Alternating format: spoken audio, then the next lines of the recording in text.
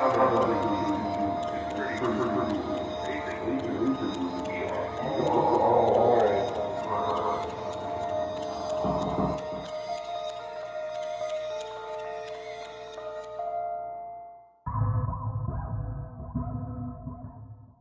guys, and welcome back to Psychic Cellulite Signals. We are at the Dryden Theater tonight, and we saw Trouble in Paradise. Yes, and it came out in, I believe, 1932.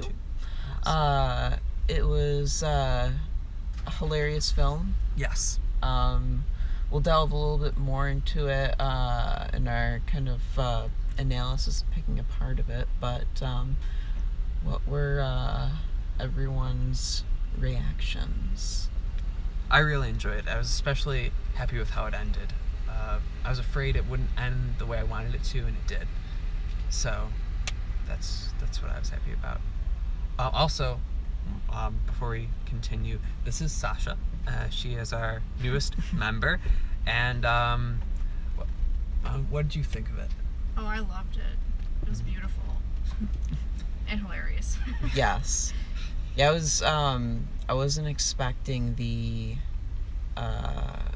humor to kind of work, I guess, as well in 2018. Yeah. As it did. And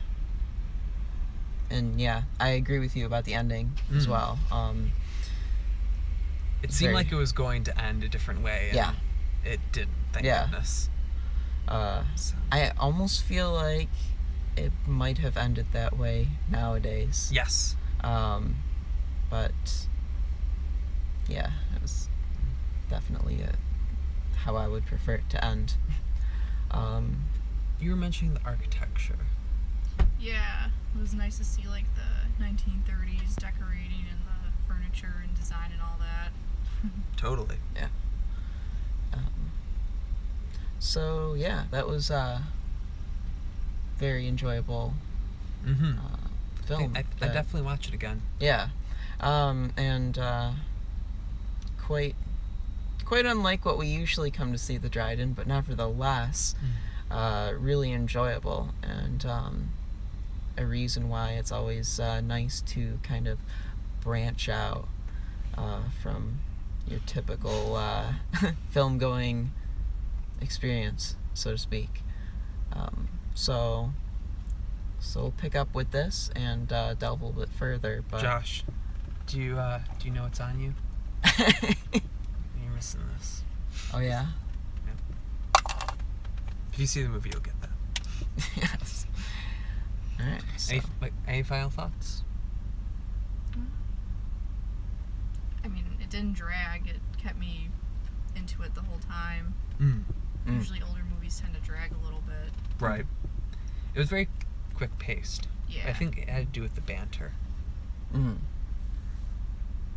Cool. Yeah. Alrighty. All right.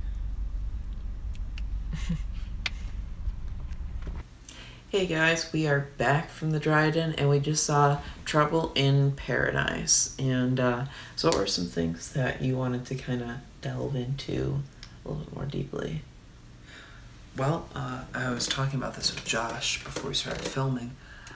I felt that there was a homosexual subtext in regards to the two men, older gentlemen, who were vying for Madame Colette's attention. There seemed to be, to me, to be that subtext. I kept noticing it, and again, I don't know if it was really there or not, but did you notice it? They had an interesting dynamic, for sure. I don't know how I would place it, because really this film is so far outside of my personal cultural kind of context. It's completely different. This film is what is it, over 80 years old probably? Yeah. So yeah, I am not sure how or if you'd kind of see that portrayed in film back then, let alone just talked about or kind of portrayed in culture then versus now. Well, it could be, again, could be one of those things where the subtext is seen now but wasn't seen then, wasn't insinuated then. Mhm. Kind of like, many authors have talked about homosexual or gay subtext in Dracula Mhm. or Nosferatu, and these things weren't intended at the time. Mhm. I mean, well, Bram Stoker may have been gay, so that's a whole nother kettle of fish, which is very interesting. But it could be our own modern, kind of way of looking, lens. Yeah. Modern lens. Yeah. It was definitely it was an interesting relationship between the two. Mm. Amusing and Yeah. peculiar. Yeah. Amusing, peculiar. Yep. So I think that could kind of actually lead us into a little bit of the kind of context of the film. So this film came out in 1932, and this was during the United States Great Depression. Right. And as we learned in the introduction to the film, it came out, a few years after the Great Depression hit. And initially, when the Great Depression hit, the Hollywood didn't take as big of a hit They were making because bank. because of talkies, the films coming out with spoken word in them. It was a revolutionary new thing, and it was exciting. Also, Everyone people was just gonna- needed escapism. Oh yeah. So those factors together, among with I'm sure others, really were a boon for the industry in Hollywood at the time. But when this film came out, it was when it was in production, it was starting to kind of peter out. It was losing its Momentum. yeah. It wasn't as novel as it had been in previous years to the audience. So as a result, potentially as a result, this film kind of deals more with the feelings of and the impact of the Great Depression, quite To possibly. have and to have not. Yeah, and quite possibly, probably because of the impact that the Depression had on the industry that was creating it. So, yeah, that's valuable information going into it, and it kind of leads into another thing of how when we started to watch the film, it wasn't, I think, as evident to us the individuals who were wealthy and who were kind of more destitute. Right. But of course you find out as the film goes along. But it is both interesting to note kind of on how the film's made or perhaps just how an interesting kind of look at the time and how either actual poverty versus wealth appeared or how it appeared through the lens of, say, film. I don't know too much about the time. Of course, I was never there at the time, so I can't say for sure if our two thieving protagonists, if you will, were a very accurate representation. I would say they probably more of what a lot of people at that time who didn't have as much wish they could have been. Mm-hmm. These were kind of like their Robin Hoods, their even more so their idols. They aspire to be like that. Yeah. So it's definitely at least interesting to note, and I don't know. What would you? Anything more to add to that, or do you think? No, I think you pretty much covered it. We got some other things here. The romance was interesting. Again, it's portrayed in a very different way as it would be now. Even like the kissing is different. Mm. I don't know. That was just something I noticed.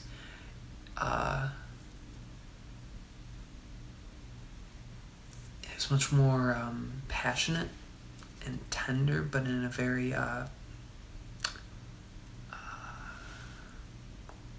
can't quite explain it, but I guess a very period kind of. Yeah. It also felt more real, less romanticized. Yeah. Despite that it is romance, it didn't feel as like. Felt a little more lust than. There also wasn't any like. It wasn't like over the top passion kinda. Right. It felt more tangible to me. Right. I think it felt more real human interaction, and you felt it. Yeah, and like I said, it wasn't over the top. It wasn't things that you like. If you get in a relationship nowadays and you think in your head, what is a perfect, romantic relationship look like? And you imagine some more modern films and just crazy things in them, depictions and what have you. It was none of that. It felt very grounded. Mm-hmm. Sweet. Yeah. But certainly not without dispute. But even then, when Gaston and Lily would have differences and argue and what have you, that didn't feel kind of over the top. At least not in a how would I put it? There's certainly like over the top moments comedically, but they weren't, I guess, emotionally driven over the top. They felt emotionally like right. Mm-hmm. They didn't feel ridiculously blown out of proportion, which was nice. Yeah, definitely. As Sasha already mentioned, and she couldn't be here for this portion, the architecture was also quite, I would say, evocative, and it really kind of captured that sweet, tender, romantic, yet lustful kind of mix. Interesting use of what I think were miniatures too. Mm. It was cool to see. Mm. Also got to see like kind of a foreign environment, of course. Yeah. And the period, as we've mentioned, you see that a lot. And just what you would see from a more like wealthy perspective. For instance, from like Madame Calais' perspective, we see a lot of like her home and its furnishings and the places that she would go, the things that she would buy, and where she works, etc.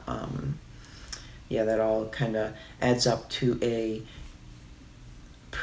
picture of a time and a place that is quite different than where we're sitting. So, yeah. I think kind of like what we have been talking about sort of hits upon this a bit, but the film as a whole feels very like it's straightforward. It doesn't meander into like ridiculous subplots. There are little things like the two suitors, which are little subplots, but they're also they hardly feel like that because they're so much intertwined with the main parts of the film, and you really don't think of them as subplots. And as a result, this film feels very much like it's going along at a solid sound pace. I'd say it doesn't feel rushed for sure, but it might have a lot also to do with like little kind of the whole film felt like it took account of breaths. That makes sense. Yes, but at the same time, it doesn't feel formulaic, which is really, I think, important to note, because I feel like a lot of times in instances like this where a film feels like it's pretty straight to the point, it doesn't meander off in crazy tangents, that they often fall trap of becoming formulaic. They're like, one thing leads to the next thing, leads to the next thing. You're like, all right, so I can predict where this will go. It was and this very will go. colorful. Yes. And vibrant. Yes, and we did not, obviously we knew the ending that we mentioned before was a possibility. I personally didn't necessarily anticipate that's how it would end. I was glad it did, but I didn't necessarily anticipate that, especially given that the film is an older film. And I guess that's probably a partial, preconceived notions of where people would go, And I mean, makes it sound like the ending was like a crazy, There was a car chase. Yeah, and, makes it sound like the ending explosions. was akin to like the ending of Marat Sade. Yeah, it was pandemonium. Yes, no, not like that, not in that way, but I think, and this also kind of wraps into the protagonists themselves, who are thieves, is in that it's just a film that does certain things that you've seen and or heard or read in many works before, but with characters that are different than you would expect. Like, you would expect, for instance, that the morals of especially older cinema, you might expect that they would not portray the perhaps not most empathetic, but I mean among the most empathetic characters and our protagonists as thieves, and unabashedly thieves.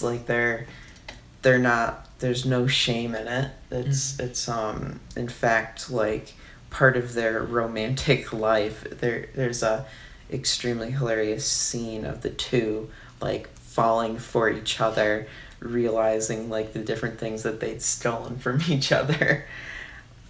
And yeah, it's what would you say?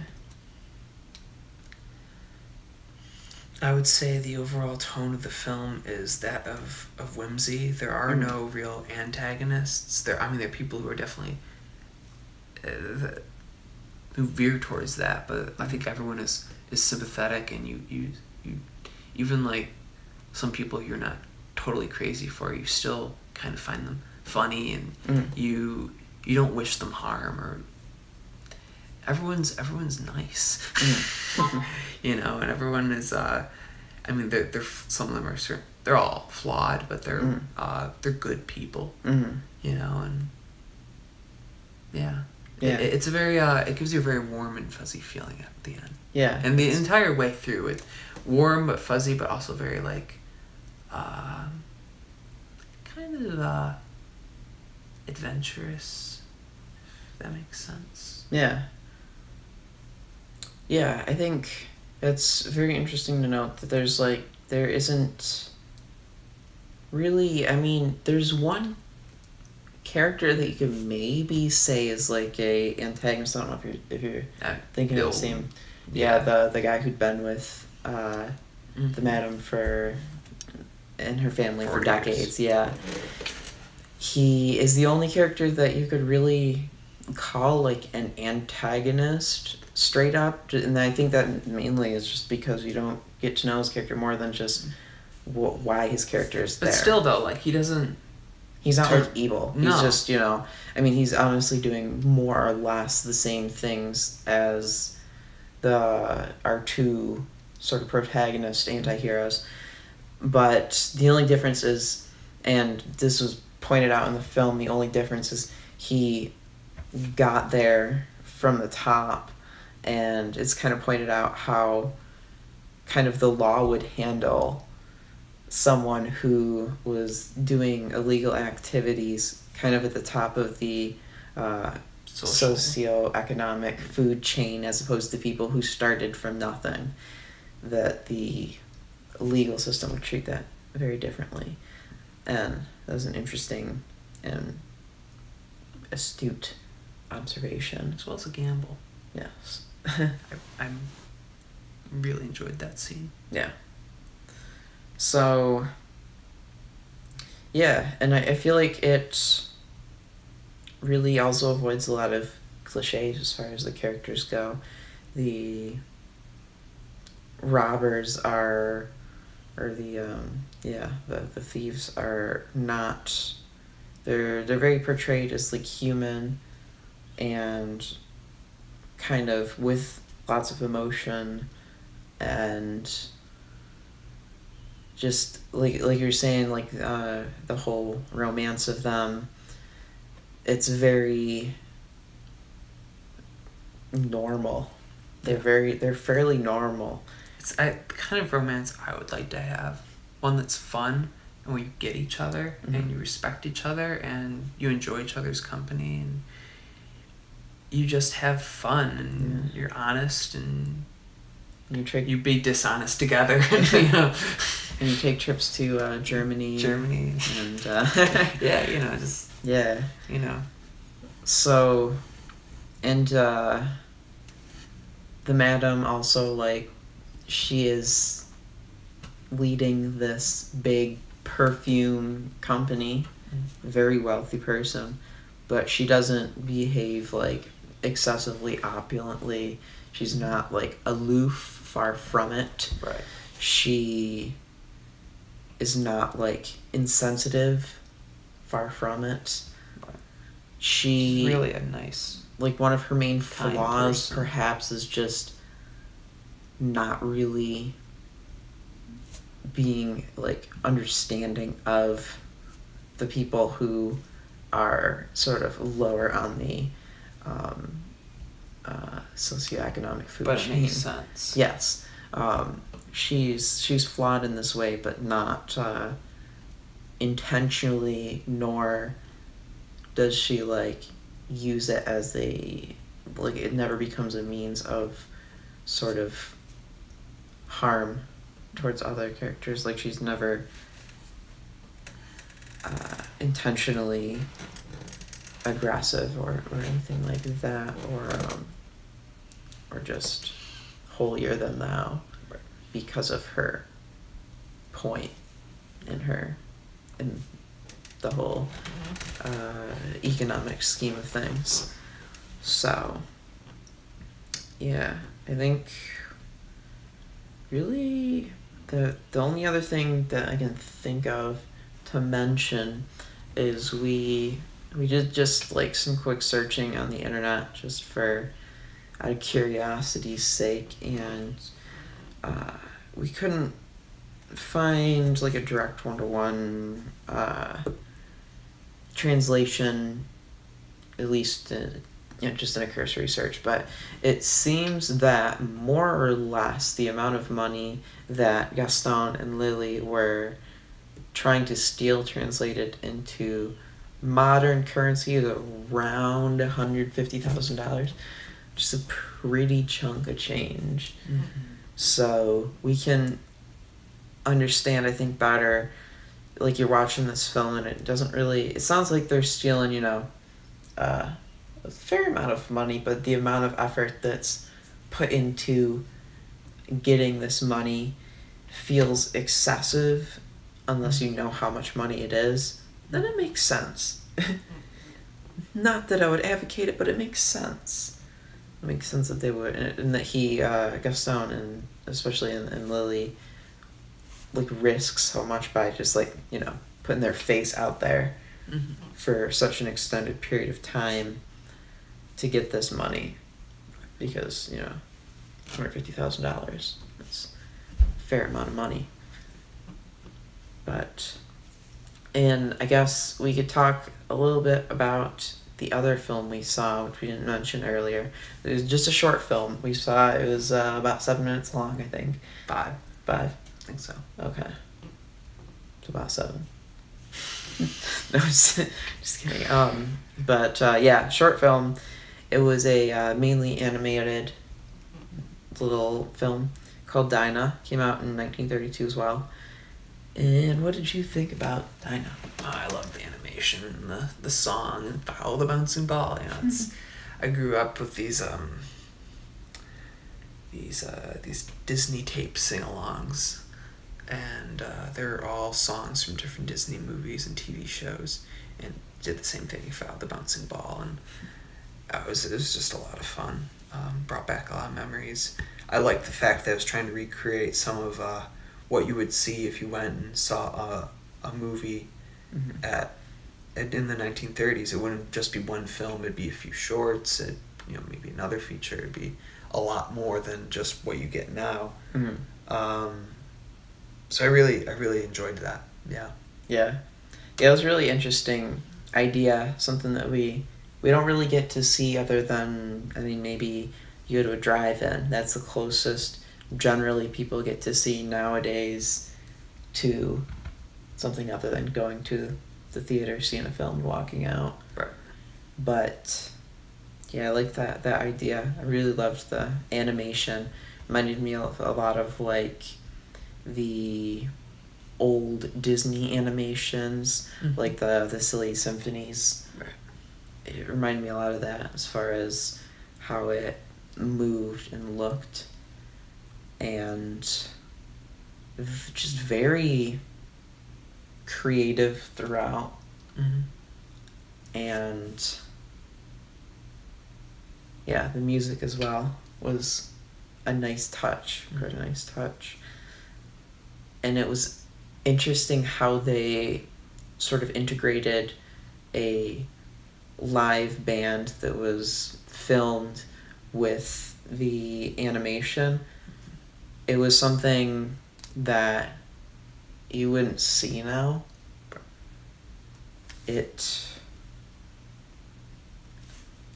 How would I put it? Some characters have like trumpets and different things, different instruments. But also, like they incorporate different parts of the into like other instrument. Right. Remember the smokestack? Yeah.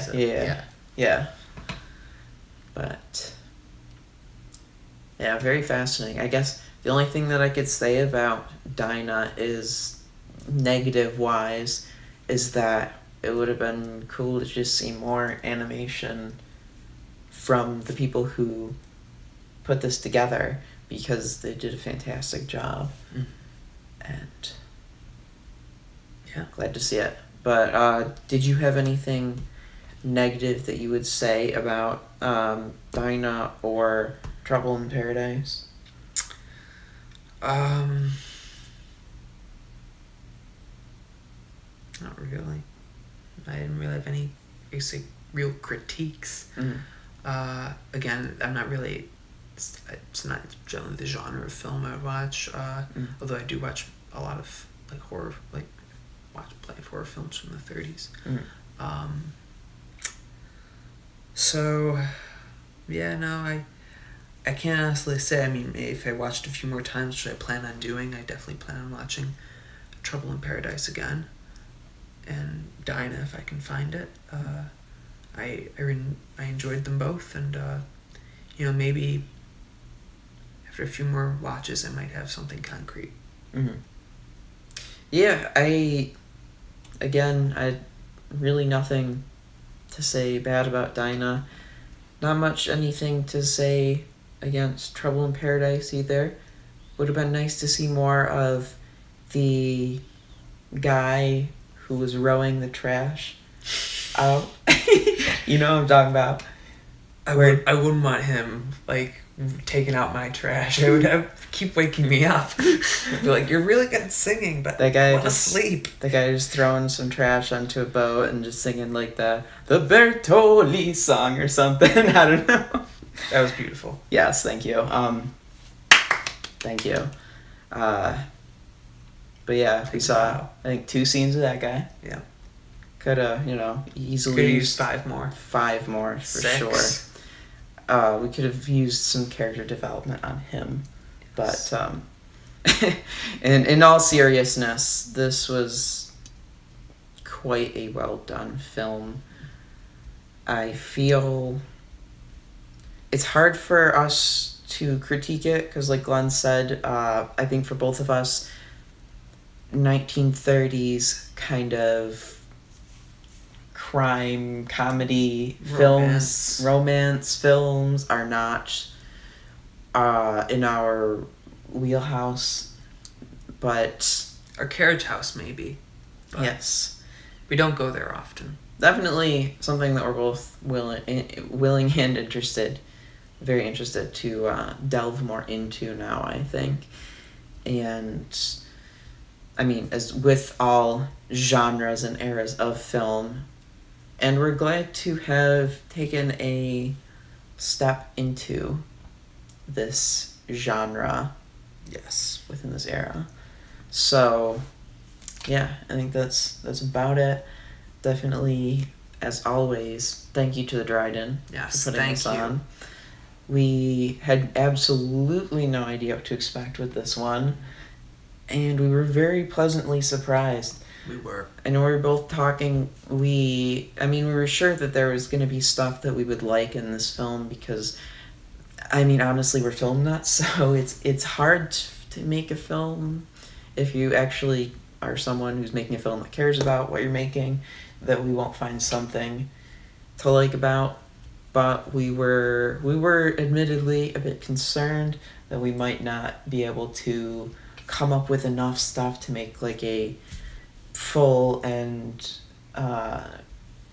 interesting topically video that we could upload to YouTube. But we were very pleasantly, I guess not so surprised, but pleasantly gifted with a awesome experience that we could talk about, and we didn't have really any trouble coming up with what to talk about. So yeah, we would like to give a special thanks to Yuri Yes. because he's leaving, Yes. and So yeah, Yuri, if we don't see you, we hope to. yes. But if we don't, thank you for allowing us to do this. Mhm. It's opened up our eyes to so many amazing films, and I'm sure it will continue to once you take over your new position. So Yeah, so, and we will post our interview with him, as I always do on these videos that we do when we go to the Dryden, down below. And I'll also probably repost it to our Facebook and maybe our Twitter in the next coming week or two, so it should be there as well if you're interested in checking it out, which I highly recommend because Yuri's incredibly knowledgeable yes, about film, and we wish you the best. yes. And Good luck. Yes. And with that, I'd say keep it psychic and keep it real.